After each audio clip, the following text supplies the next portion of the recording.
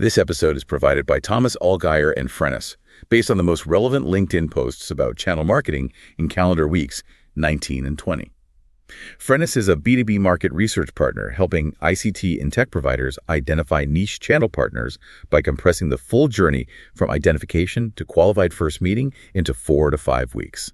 You can find more info in the description. Imagine paying like a $17,000 fee just for the privilege of selling your own software to your own customer. Right, which on paper, that sounds like a terrible deal. Oh, it sounds like a complete margin killer. But today we are going to show you why that $17,000 fee might actually be the smartest strategic investment your channel team can make this entire year. Yeah, and we are talking directly to you, the B2B marketing professional who is just trying to figure out how to actually scale strategic partnerships right now. Exactly. Because the goal for this deep dive is to just cut entirely through the fluff. No vanity metrics, no theoretical ecosystem jargon. Right. We have combed through the absolute top channel marketing trends that are surfacing across LinkedIn over the past 2 weeks. And we're extracting the ground level mechanics you can actually use to drive revenue. And look, if we want to talk about driving revenue, we really have to start by looking at where the actual transactions are happening today. Right. Because the sheer scale of the shift toward hyperscaler marketplaces is, it's staggering. Latif Hamlani highlighted this massive data point from Omdia recently. Cloud marketplace sales are hurtling toward $163 billion by 2030. Wow. 163 billion. Yeah, but Latif points out this glaring disconnect, which is that nearly 75% of the partner ecosystem is still sitting on the sidelines. They're completely missing this wave. Okay, I hear that statistic, but I have to push back a little on how, revolutionary this really is. Oh, really? How so? Because when a lot of channel leaders hear the word marketplace, they just picture a glorified digital software catalog. Yeah. It feels like an app store for the enterprise. You upload your logo, you list a few features, set a price, and just pray someone clicks buy. And if you are selling complex, 6-figure enterprise software, a digital catalog doesn't sound like a real growth engine. Yeah, and that specific misconception is exactly why 75% of partners are being left behind, because it is fundamentally not a catalog. It is the core distribution infrastructure for modern B2B technology. Okay. To put the scale into perspective, look at the milestone Courtney McShane shared. She led a team at ServiceNow that just crossed $1 billion in AWS marketplace transactions. $1 billion. Just through the marketplace. $1 billion. And she didn't do it by just listing the software and hoping for clicks. She executed a very, very specific, operationalized 1-100-1 goal. Okay, let's unpack the mechanics of that. What does a 1-100-1 goal actually look like in practice? So the framework is brilliant in its focus. The first one was making AWS their absolute #1 public cloud priority. Right, so full alignment there. Exactly. Then the 100 was an aggressive push to drive 100+ distinct high-value transactions through that specific channel. Okay, and the final one? The final one was the ultimate revenue target, which was $1 billion.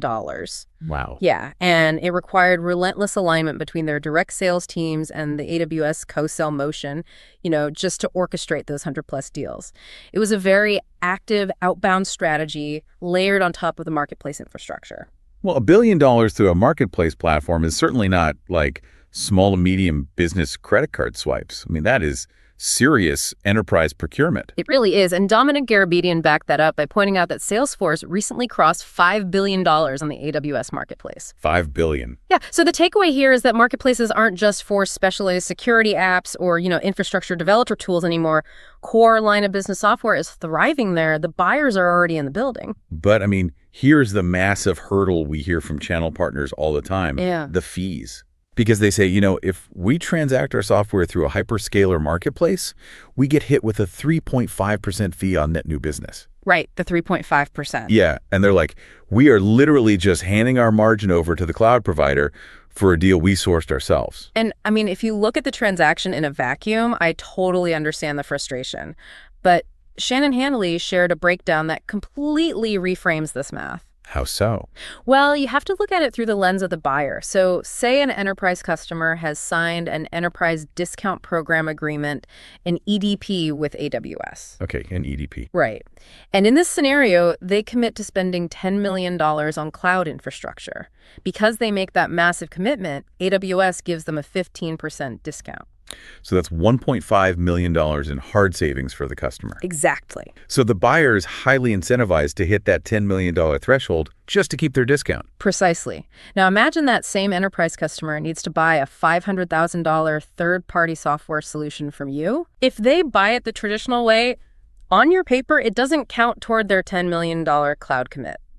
They might fall short of their quota and lose that entire $1.5 million discount. Oh, wow. But if they buy your software through the AWS marketplace, AWS counts that $500,000 toward their cloud commit. It burns down their quota. Oh, I see the mechanism now. It's not a tax. It's like it's a toll booth on a massive enterprise highway. Yes. You pay the $17,500 marketplace fee. That's the 3.5% toll. But it bypasses months of procurement traffic and protects a $1.5 million discount for your customer. That is the exact leverage point. Shannon makes it clear that the investment is absolutely worth the return because you are speeding up procurement, you're tapping into pre-approved vendor budgets, and you're aligning yourself with the hyperscaler's own sales reps. Right. But Chad Kaiser and John Yu both added a critical caveat to this strategy. A marketplace listing does not equal magic inbound pipeline. Right. You still have to actually actively co-sell. Yeah, and John Yu specifically warned against this defensive mindset where partners refuse to co-sell with hyperscalers just because they might have like a competing product. Oh, like fearing the overlap. Exactly. The biggest marketplace winners, companies like Snowflake and Datadog, they embrace that competitive overlap. They don't hide their pipeline from AWS or Azure. They lean into the co-sell motion because the distribution leverage is worth the competitive risk. Which means, while the marketplaces provide this incredible digital infrastructure, you still need a human engine to drive the deals. 100%. But you can build the biggest, fastest highway in the world, but if the drivers don't know where they are going, nothing moves. Yep. And right now, nowhere is that human engine being overhauled more drastically than in the Microsoft channel. Oh, absolutely. Diego Rodriguez shared a hard truth about this that perfectly encapsulates the current reset. He noted that simply going to market and saying, we're a Microsoft partner, it means absolutely nothing by itself anymore. Right. The label has just lost its inherent value. It's like buying a gym membership and bragging about it. Yeah. Having the plastic card on your keychain or, the partner badge on your website doesn't mean you're actually in the gym doing the heavy lifting. The badge doesn't give you the results. The workout does. That's a great way to put it. And Microsoft is actively changing the definition of the workout. Okay, how so? Well, Jack Watson noted that the entire Microsoft channel is restructuring around what he calls frontier credentials. Wait, frontier credentials. We hear these buzzwords all the time. What does that actually look like operationally for a partner trying to get certified today? It means moving away from general surface-level competency. Microsoft doesn't need more partners who can do basic Office 365 tenant migrations. Right, that's commoditized. Exactly. Frontier credentials are deep, specialized certifications in emerging technologies. Think highly complex Copilot deployments or advanced security architectures. Got it. Jack points out that the channel is shifting away from generic day rate consulting and moving toward productized managed services and outcome-based pricing. And the financial upside for partners who can execute those specialized plays is staggering. I mean, Nitin Sharma highlighted Microsoft's Q3 FY26 results, showing a $37 billion AI run rate. Yeah. The enterprise demand for partners who can bring verticalized, industry-specific AI solutions rather than just general IT support is off the charts. It is. But capturing that demand requires operational discipline, which is where a lot of programs just fall apart. George Vidko pointed out a very painful reality for channel leaders. So that? Having partners does not mean you actually have a co-sell motion. Right. He sees countless programs with dozens of signed partner logos and packed schedules of quarterly business reviews, but absolutely zero registered deals in the pipeline. Because they skip the actual workout. They do the networking, but they skip the 12 critical co-sell plays across sourcing, qualifying, closing, and post-close. Exactly. And let's zoom in on the qualifying and closing stages, because Rob Moyer shared a highly actionable detail for fixing this specific bottleneck. Okay, what's the fix? He argues that channel teams must mandate a 20-minute pre-call brief before bringing any partner into an active deal with an account executive. That makes total sense. I mean, if the AE doesn't prep the partner on the specific outcome they want from that call, the partner is just going to default to what they are comfortable with. Yeah. They will show up, take over the meeting, and just pitch their own product. And that completely derails the AE's carefully mapped out discovery process. The buyer gets confused about who is selling what, the deal stalls, and the AE swears they will never bring a partner into their territory again. Trust is broken instantly. Yeah, so the pre-call brief isn't just a polite check-in. It's a strategic alignment session. Yeah. You have to define the trigger. Like, why is this partner on this specific call? Exactly. Are they there to provide industry credibility? Are they doing technical validation of the architecture? The AE needs to define exactly what the partners should say and honestly what they should absolutely not say. Yeah, 100%. And, once you actually close those deals and start generating channel revenue, there's a huge strategic element to how you handle the rewards. Right. Race Berry brought up a brilliant rule for dealing with Microsoft incentives and back-end rebates. He noticed that a lot of partners treat these incentive checks as found money. Oh, yeah. They win the funds, and the finance department just absorbs the cash into the bottom line to boost the quarter's margins. It just disappears into the corporate ether. Exactly, which Reese argues is a massive missed opportunity. You should never let finance just absorb those funds. You need to treat those incentive dollars as a dedicated growth budget. Okay. The strategy is to sit down with finance before the money lands, forecast the expected rebate, and mandate that it gets reinvested into compounding activities. So you take the payout from a successful marketplace deal and immediately deploy it into like marketplace-specific demand generation or advanced seller enablement to get those frontier credentials we just talked about. Yeah, exactly. You turn a one-time bonus into a self-feeding loop. It's all about building sustainable mechanics. But, think about the complexity we've just discussed. You mandate 20-minute pre-call briefs. You forecast and reinvest back-end rebates. You align on frontier credentials. It's a lot.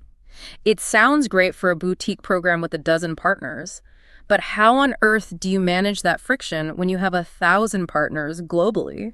Yeah, if the human element is that messy, the revenue operations team is going to drown trying to keep track of it all. Which means a brilliant co-sell strategy completely falls apart without a rigorous operating system to manage it. Orlando Nato spoke directly to this failure point. He said that partner-led go-to-market motions usually stall out, not because the strategy on the whiteboard is bad or because the market opportunity isn't real. Right. They stall because nobody built an operating system.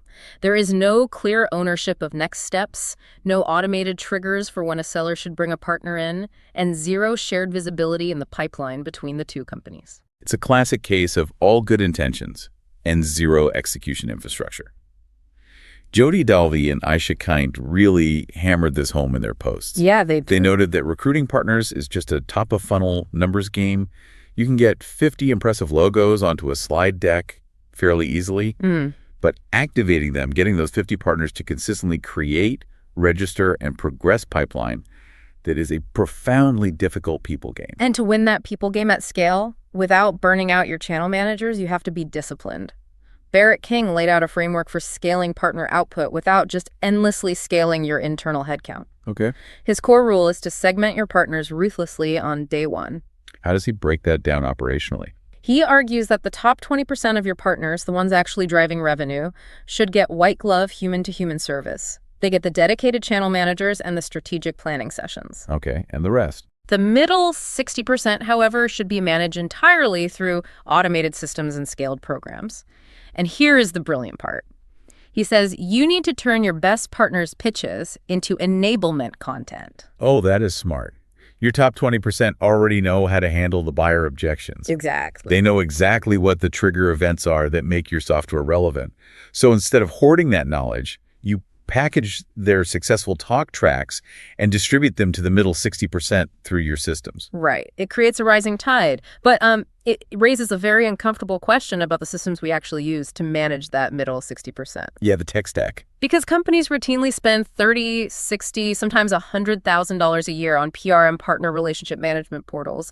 Yet so often partners absolutely despise using them. I mean, if you are listening to this and looking at your PRM dashboard right now, think about your user experience. Does it take your partners 47 clicks just to register a single deal? Usually, yes. Do they have to fill out 20 redundant fields just to get a duplicate account error? Because Atindra Mukherjee issued a stark warning about this exact friction. He says your partner experience is your new product. And his data proves the stakes. Atindra cited that 50% of channel firms have dropped a vendor simply due to a poor digital experience. Half of them. Half. If your portal is clunky or your deal reg process feels like a DMV application, partners aren't going to fight through it. They will just take their buyer to a competitor who makes the process frictionless. It's crazy that we somehow expect partners to endure terrible UX just for the privilege of selling our software. And Raul Zach took this frustration a step further regarding those massive software bills for these portals. What did he say? He predicts that PRM pricing models are going to face a severe reckoning. Right now, vendors pay based on the number of partners granted access to the portal, regardless of whether those partners ever sell a single license. Oh yeah, the per-seat model. Raul argues it must shift toward value-based pricing. Channel tech needs to be tied to actual revenue outcomes. You should only pay the hefty software fees when the partnerships actually work, pipeline is generated, and deals are closed. But, how do we actually fix that friction today? If PRMs are clunky and manual data entry is killing partner activation, what is the alternative? Well, this leads us into our final area of insight, which is the shift toward AI-native partnerships. Because the ultimate way to build the highly efficient ecosystem operating system Raul and Atundra are demanding is through the integration of artificial intelligence. Okay, so AI is finally coming for the channel. AI is poised to completely change how these ecosystems function at the infrastructure level. Pablo Hanono put together a fascinating list of next-generation AI-native tools built specifically for partnerships. Like what? We are looking at platforms like AirStride, PartnerOS, and Sharkdom. These are not just static, clunky databases where deals go to die. They are utilizing AI agents to handle automated deal registration, proactive partner matchmaking based on account overlap, and real-time co-sell pipeline management. Wow, it feels like a glimpse into a much faster future. But if these tools are so powerful, why aren't they everywhere yet? Because we have to be realistic about the present bottlenecks. Mayank Singbawa provided a very necessary structural critique of where partnership AI is right now. He pointed out that AI in partnerships is largely stuck inside the protective walls of individual companies. Wait, so you're saying it's hitting a firewall? Like, Company A might have an amazing AI agent analyzing their CRM, but the second it tries to register a joint deal in Company B's portal, the door is locked because the data architectures refuse to speak the same language. That is the exact mechanism holding this back. Company A's internal AI cannot see what Company B knows. It cannot automatically submit a referral or receive an acceptance across the boundary. Because alliance teams and IT departments treat their customer data as sacred. Mayank argues this isn't a vendor trust problem. It is a fundamental architecture problem. So it's an orchestration failure. We have the intelligence, but we refuse to let the agents talk to each other. Precisely. And until we allow AI agents to safely cross company boundaries and act upon shared pipeline data, AI adoption in partnerships is going to max out at saving a channel manager, like a few hours a week drafting follow-up emails. It won't actually transform how the co-sell engine runs. But, while the software integration side is still fighting over API architectures and data privacy, the financial side of AI distribution is making massive structural moves that bypass those problems entirely. Oh, for sure. Roman Kirsanov shared an update that completely changes the board for how enterprise software reaches the market. It is a profound shift. Roman highlighted that the major AI labs aren't just selling their models to individual enterprise companies anymore. They are bypassing the traditional one-by-one sales motion and partnering directly with massive private equity firms. Yeah, he noted that OpenAI partnered with TPG, and Anthropic announced a massive joint venture with Blackstone. So they are effectively using the private equity firms as a hyperscale distribution channel. Private equity portfolios are becoming the most powerful distribution engine for enterprise AI. It's wild. Let's look at how this works mechanically. A PE firm doesn't just invest money, they have dedicated operating partners. These operating teams have the authority to mandate and standardize technology playbooks across dozens of portfolio companies simultaneously. So instead of a software vendor having to convince 50 different CIOs at 50 different mid-market companies to buy their AI tool, they just convince one operating partner at Blackstone. Right. And Blackstone mandates the adoption from the top down across the entire portfolio. Exactly. They're acting as portfolio-level adoption engines. If you are a go-to-market leader, you have to realize that PE owners are now the ultimate decision makers for AI adoption across massive swaths of the market. They are standardizing the tech stack to drive valuation before an exit. That is wild. It completely redefines what a channel partner even looks like. We aren't just talking about a regional IT reseller or a boutique consulting firm anymore. The new channel partner is a global private equity firm deploying models across 50 portfolio companies with a single stroke of a pen. And if you connect all these pieces together, the larger picture becomes incredibly clear. Distribution is everything, and the mechanisms of that distribution are being fundamentally rewired. Right. Whether it's an enterprise buyer using an AWS marketplace transaction to protect a $1.5 million cloud commit, or a PE firm standardizing Anthropic across its holdings, the way B2B technology reaches the end user looks nothing like it did 5 years ago. Which leaves us with a really provocative thought to chew on. Yeah. If hyperscalers are starting to use their own AI agents to search, evaluate, and procure software on behalf of enterprise buyers and massive PE portfolios are acting as automated, top-down distribution channels, are we approaching a future where the traditional human channel manager is bypassed entirely? It's a huge question. Think about it. Does your future ecosystem growth depend not on taking a partner out to a steak dinner, but solely on your company's AI agent, successfully negotiating pricing and integration with a buyer's AI agent inside a digital marketplace? When the ecosystem moves from being relationship-driven to being entirely data and agent-driven, the skill sets required to manage it have to evolve just as fast. The channel leaders who win will be the ones who understand the mechanics of the systems, not just the handshakes. Definitely something to mull over as you look at your own partner strategy and log into your PRM this week. If you enjoyed this episode, new episodes drop every 2 weeks. Also check out our other editions on account-based marketing, field marketing, AI in B2B marketing, MarTech, go-to-market, and social selling. Thanks so much for joining us on this deep dive into the channel. Don't forget to subscribe so you never miss an update. See you next time.